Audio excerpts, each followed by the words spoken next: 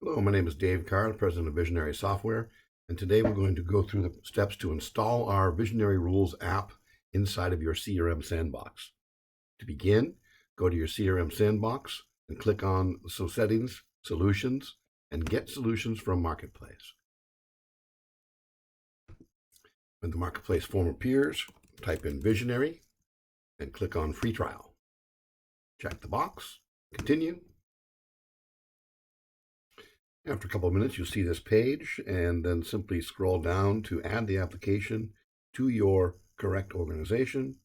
Click the Agree boxes and click the Agree button.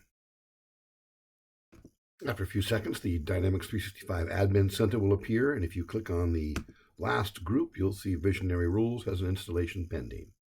Now you just simply have to wait for that status to change. After a few minutes, if you refresh and go back to this screen, you'll see it now says installation scheduled.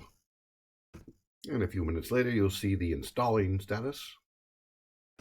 And finally, you'll see that Visionary Rules has been installed.